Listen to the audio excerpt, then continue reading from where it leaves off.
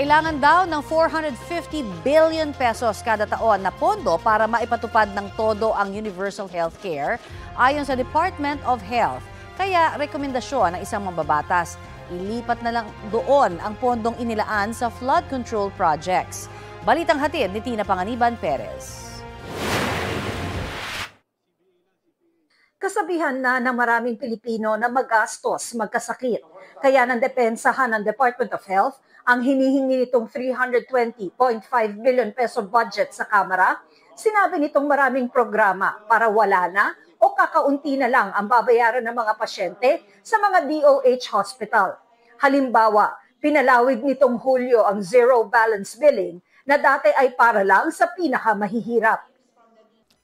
Now we have extended that to any Filipino, indigent or not, that is admitted in basic accommodation of the 83 Department of Health hospitals. Ang outpatient po, libre din ang consultation sa ating public hospitals. Ang ibang laboratory, libre din po. Kabilang sa pondo para sa Zero Balance Billing Program ay galing sa budget ng PhilHealth. Bahagi ng 240 billion pesos na budget ng PhilHealth ay ang 53 billion pesos na galing sa panukalang budget na subsidiya para sa mga mahihirap na pasyente. Pero may mga serbisyo pa ring hindi libre, lalo na yung para sa mga outpatient. Ang support ng PhilHealth nasa 25 to 29% lang nung total gastos sa isang pasyente, sa isang Pilipino. So kung ma-increase ko lang to about as much as 50%, malaking tulong yon. Pero 450 billion pesos kada taon ang kailangan ayon sa Health Department para maipatupad ng todo ang universal healthcare. Rekomendasyon ng ACT Teachers Party List, dito na lang ilipat ang pondo para sa flood control projects. Magkano ang kailangan? Kasi to my mind, 120 billion is doable in the current budget given na ang flood control ay 250 billion proposed. Magsusumite ang DOH ng request sa House Committee on Appropriations para riyan. Sinusubukan naming hinga ng reaksyon ng DPWH na nagpapatupad ng flood control projects. Nauna nang sinabi ng Pangulo na ibibito nito ang panukalang budget ng Kongreso kung maiiba sa hinihingi ng ehekutibo. Nakalatag na yan sa National Expenditure Program, bagamat pinarerepaso ngayon sa DPWH ang pondong hinihingi nila, katuwang ang Budget Department para matiyak na walang nakasingit o doble. Tina Panganiban Perez, nagbabalita para sa GMA Integrated News. Kaugnay ng nakatakdang pagpapatuloy ng investigasyon ng Senate Blue Ribbon Committee sa maanumalyang flood control projects ng DPWH, kausapin natin sa Senate Blue Ribbon Committee Vice Chairperson Senator Erwin Tulfo. Magandang tanghali at welcome sa Balitang Hali. Ay, maraming salamat Sir Rafi for inviting me in your news program. Thank you po. Opo, sa Lunes, Senator, dapat ay nakadalo na yung mga individual na ipinasabpina ng komite. Paano naman yung ilang kongresista na dawit yung pangalan na ang ilan nga ay nasa labas na raw ng bansa?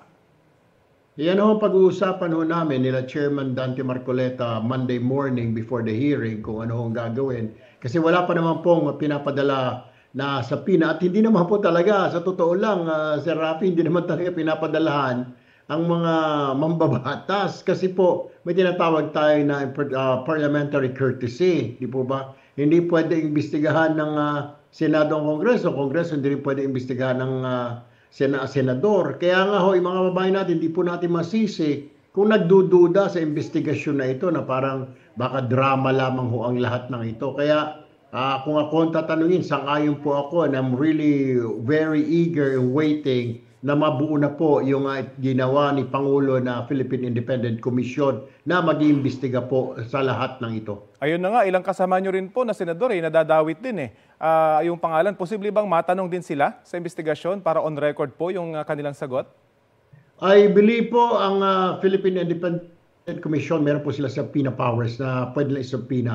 That's what I heard, Congressman, Senador, ipapatawag po lahat ng Philippine Independent Commission dahil yung commission po niyan is only answerable to the President po. Hindi po sa Senado, hindi rin po sa Kongreso. So, wala po mga tinatawag na courtesy po na yan. Pero dun po sa pagdinig ninyo, kung willing yung Senador o yung Kongresista na magsalita dyan sa inyong committee, welcome po ba? Opo, tatanungin po natin, maging po yung mga kongresista po sa kabila, kung willing silang pumunta rito. Pero syempre, ayaw ko naman po pangunahan ang aming po chairman, si Chairman Dante Marcoleta. Siya po ang may desisyon po lahat at nasa kanya po ang approval, yung invitation po kung sinong iimbitahan. We can only suggest, Sir Rafi, but that's a good point po. I will suggest na kung pwedeng imbitahan po natin as resource person lang naman, yung mga kongresista at saka yung mga senador po. Opo, hinimok po ng DOJ yung mga isinasangkot sa flood control projects na aminin na ang lahat ng nalalaman. Maaari rin daw silang ipasok sa Witness Protection Program. May ganito yung posisyon din po ang inyong komite? Wala pong ganito posisyon, pero ang posisyon ko po na naisabi ko na po yan last week pa, dapat sampahan na po talaga ng DOJ yung mga kontratista, yung mga public works officials. Kasi doon pa lang po sa ginigay ng Pangulo po na listahan ng mga 15 na substandard at ghost projects, doon pa lang po pwede na mag-take off ang investigasyon ng Department of Justice. Kasi po, yung yung bola para patunayan, wala po sa kamay ng DOJ, kundi sa kamay ng kontratista na patunayan mo na lahat ng proyekto mo na tapos mo, patunayan mo yung proyekto mo hindi ghost project at hindi substandard. Ikaw magpapatunay, the ball is in their hands, hindi po sa Department of Justice na nag-imbestiga. Pwede naman po I think pwede niya na pong kasuhan lahat ng mga opisyal, pati mga DPW sa hearing po na umami na nagkakasino, na may mga ghost project, yung mga kontraktor na nasa listahan po ni Pangulo at ni Senator Ping Lacson. I believe pwede na po nilang sampahan po yun. Yun nga po sana yung susunod kong tatanungin. Sapat na yung impormasyon na galing po sa inyong komite para may masampahan yung mga relevant agencies na mga nasasangkot dito sa anomalyang ito. Opo, meron po kaming mga nakuha na pwede po namin kung hingin po ng DOJ, pero syempre papaalam po muna tayo at decision po yan ng ating chairman, si Senator Dante Marcoleta, kung ano ho ang plano niya. Pero kung yung sa akin lang naman po, opinion ko ho yun, I believe pwede na mag-imbestiga ang ombudsman, yung mga official na sabit, hindi lang po doon sa mga DPWH, pati po yung mga sinasabing ng mga kongresista umano at mga senador, pwede na pong umpisahan, imbestigahan po yan ng ombudsman. Tapos yung mga contractor, then DOJ po mag-imbestiga. Opo. Sapat na po ba yung Immigration Lookout Bulletin na inilabas ng DOJ sa mga personalidad na sangkot dito sa anomalyang flood control projects? Hindi po sir lookout lang po Pag dumaan sa'yo, wala pa naman pong kaso, yun ang problema. Tatanungin ka lang, sasabihin lang immigration, saan kayo papupunta, Mrs. Diskaya? Pag sabihin niya, pupunta ako ng Hong Kong, ano pong gagawin mo ron?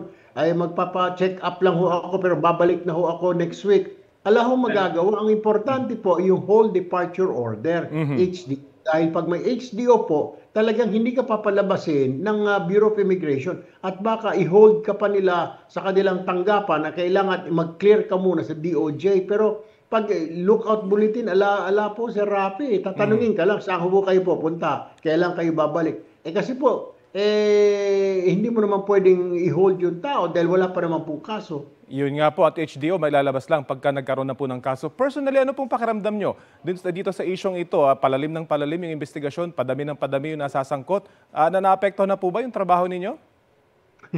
Sa totoo lang, Sir Rafi, at the end of the day, paggabi po, nagmo-monitor po ako sa social media, yung galit ng tao nandoon Galit ang mga tao, hindi lang po sa contractor, hindi lang sa public works officials, pati po sa mga mambabatas dahil kami nga po ay sinasabing we have the power of the purse. Ang Kongreso, ang Senado, dumadaan po sa amin. Pagkatapos, syempre, may mga istorya, may mga kwento na galing kay ganito, yung pondo, galing kay congressman. Si congressman nag-allocate ng pondo na ganito.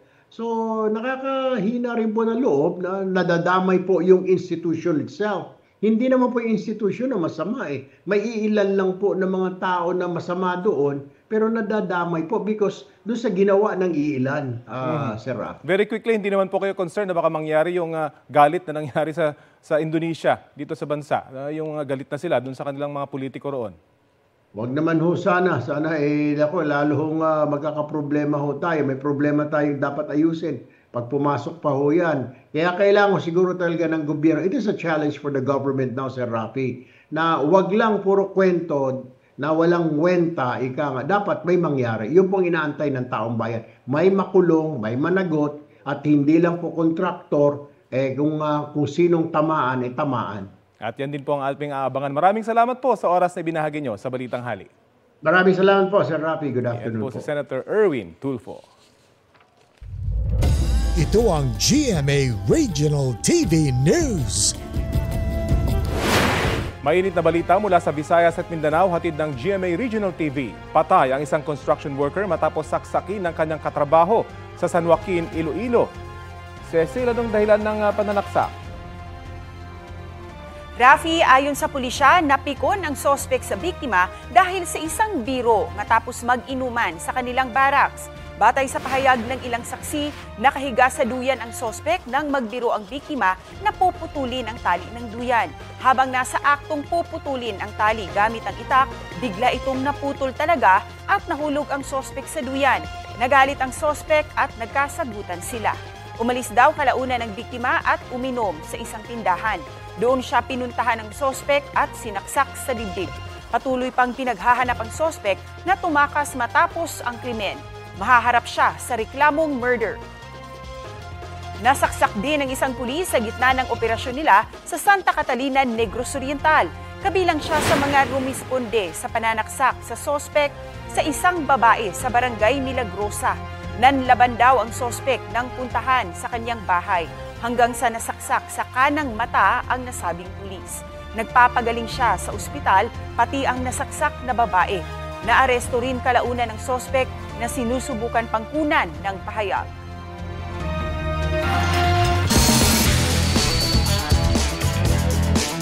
Semifinals bound na si Pinay tennis player Alex Ayala sa Guadalajara 125 Open sa Mexico. Tinalo ni Alex sa quarterfinals si Nicole Fossa Huergo ng Italy sa loob ng 2 set. Umabot pa sa tiebreaker ang first set habang 6-2 ang score sa second set. Ilang oras bago yan, nagwagi din si Alex sa kanilang round of 16 match ni Barbara Lipchenko ng Amerika. Kahapon nakakuha ng tig-isang set ang magkalaban bago na udlot ang laro dahil sa masamang panahon. Kanina lang oras sa Pilipinas itinuloy ang third set kung saan panalo si Alex sa score na 6-3. Makakaharap ni Alex sa semis si Kyla Day ng Amerika bukas. Update po tayo sa lagay ng panahon ngayong may bagong low pressure area sa loob ng Philippine Area of Responsibility. Kausapin po natin si Pag-asa Weather Specialist Benison Estareja. Magandang tanghali po at welcome sa Balitang Hali. Magandang tanghali po, Ma'am Connie. Okay, pakilinaw lamang po ano nga ho bang ibig sabihin talaga pag sinabi nating medium chance na maging bagyo ang bagong low pressure area sa loob ng Philippine Area of Responsibility? Kapag po sinabi nating medium chance, meron na itong chance na maging isang ganap na bagyo po sa susunod na 24 oras. And for sure po, ito within the next 3 days ay magiging isang ganap na po na bagyo or tropical depression. I see. At nasaan ho ba yung lokasyon nitong bagyong low pressure area? Bago na LPA sa loob po ng Philippine Area of Responsibility. Ito pong nabuo natin na bagong LPA, nasa may West Philippine Sea at nasa layong 85 kilometers, kanluran ng Ilocos Sur as of 8 in the morning. And we're seeing that this low pressure area po ay unti-unting lalayo sa ating kalupaan at posibleng lumabas na rin ang ating Philippine Area of Responsibility pagsapit po ng Sabado. I see. At nakikita ba natin na kung sakali ho, maaring lumakas pa ho ito at magpaulan ng husto sa bansa? Sa ngayon po itong low pressure area nagdadala pa rin ng mga pag-ulan dito sa may Ilocos region at ilang bahagi ng Cordillera region, light to moderate with at times heavy rains. Actually, yung impact po ng habagat ang mas dapat nating pakabantayan sa susunod na 24 oras. Meron tayong actually yellow rainfall warning pa rin as of 11 in the morning sa may Zambales, Bataan at bahagi pa ng Pampanga, Tarlac at Occidental Mindoro. Sa mga susunod na oras, makakasa pa rin tayo ng mga heavy rains dun sa mga nabanggit na lugar. And for the rest of Luzon, including Metro Manila, hindi na tuloy-tuloy yung mga magiging pag-ulan po natin. Pero at some point, meron pa rin tayong mga light to moderate rains at mga thunderstorms po lalo na sa hapon hanggang gabi. So kung aalis po ng Sabado, inaasahan natin na magiging maulan din ho ba ang ating weekend? Early Saturday, we're expecting pa rin ang malaking bahagi ng Luzon, lalo na yung mga nasa western sections, and that includes Metro Manila. Maulap ang kalangitan at may chance pa rin po ng mga light to moderate rains. And pagsapit po ng hapon, mas mababawasan na yung mga pag-ulan natin at mas gaganda pa yung panahon pagsapit po ng linggo. We're expecting na maraming pagkakataon na po na magiging maaraw ang panahon sa umaga at sa tanghali at sa dakong hapon hanggang sa gabi, andyan pa rin ang mga pulupulong pag-ulan or mga thunderstorms. Marami pong salamat sa inyong update sa amin. Yan po naman si Pag-asa Weather Specialist Benison Estareja.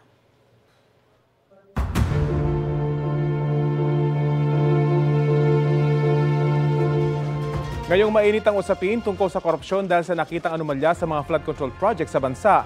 Paano nga ba ito maikukumpara sa buong mundo? Base sa 2024 Corruption Perceptions Index ng Transparency International, kung saan inilista ang mga bansa batay sa perceived corruption o nakikitang katiwalaan sa gobyerno, pang 114 ang Pilipinas sa 180 na bansa. May score na 33 ang Pilipinas, mas mababa sa global average na 43. 100 score kung walang nakikitang katiwalian. Kapantay natin pagdating sa perceived corruption ng mga bansang Belarus, Bosnia and Herzegovina, Laos, Mongolia, Panama at Sierra Leone. Pinakamataas ang nakuhang score ng Denmark na 90, habang pinakamababa ang 8 ng South Sudan. Isinusulong po sa Senado ang pagbabalik sa parusang death penalty para sa kasong plunder. Inihain ni Senador Bato de la Rosa ang Senate Bill 1343 na layong ipatupad muli ang death penalty sa bansa. Noong 2006 nang alisin ito sa Pilipinas sa pamamagitan ng Republic Act 9346. Sa explanatory note ng panukala, sinabi ni de la Rosa na dapat managot ang mga public official na responsable sa paghihirap ng taong bayan. Nabanggit din doon ang epekto sa ekonomiya ng korupsyon sa likod ng flood control projects. Hiling ni de la Rosa na maisabatas ito agad. Pwede na makapag-avail ang mga senior citizen ng 20% discount sa mga butika kahit wala ng booklet. Ayon po yan sa circular na inilabas ng Food and Drug Administration. Kasunod yan ang naunang utos ng Department of Health na hindi na required magpakita ng booklet ang mga senior citizen kapag bibili ng gamot o medical devices. Sapat na raw na ipakita ng mga senior ang kanilang senior citizens card o anumang valid ID bilang patunay na pasok sila sa discount.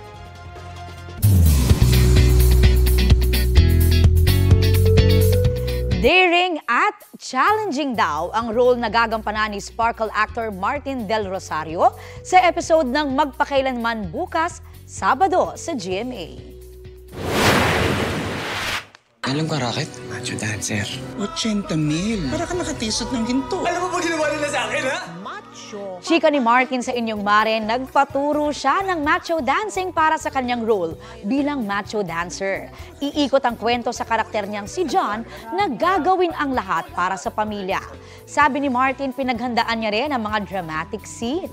Kasama rin sa episode sina Angela Alarcon, Betong Sumaya, Dave Bornea at marami pang iba. Ang daming dago, problema, mga challenges na dumating sa buhay ni John, pero maganda naman sa kanya, hindi siya sumuko. Kumbaga parang lahat ng opportunity ginrab niya. Simula rin bukas, Sabado, mapapanood na sa GMA ang spin-off ng youth-oriented series na Maka. Yan ang Maka Love Stream. Makakasama pa rin ang inyong favorite Gen Z barkada, pero with new characters and stories.